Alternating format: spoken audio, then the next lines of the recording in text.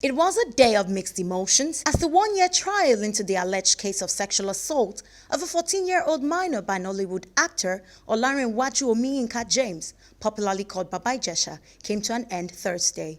Baba Ijesha, who had been standing trial in a 6-count charge, was found guilty on 4 of the charges, bordering on indecent treatment of a minor and sexual assault. While delivering her judgment, Justice Oluwatoyin Taiwo found the defendant guilty of indecent treatment of a minor, amongst others.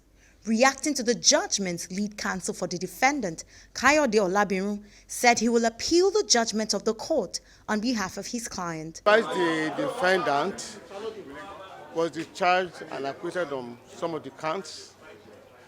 He was convicted of 4 of the charges. The court convicted based on indecent treatment of a child and indecent assault.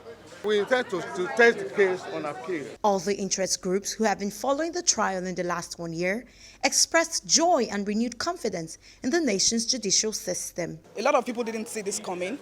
At some point, I was also, doubting the judicial system, but today I'm beyond excited because once again, justice is served.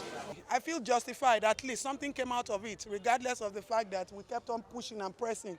Something came out of it, because this society, when you come out to say such thing, despite just because the person is a celebrity or the parties involved are public figures, people just want to suppress you and silence you and say you're lying. Lying against somebody for what? Against the integrity of a child and the safety of a child.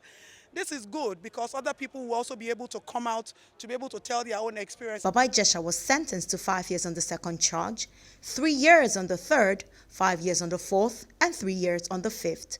All sentences will run concurrently. Chiamaka Uche, ART News, Lagos.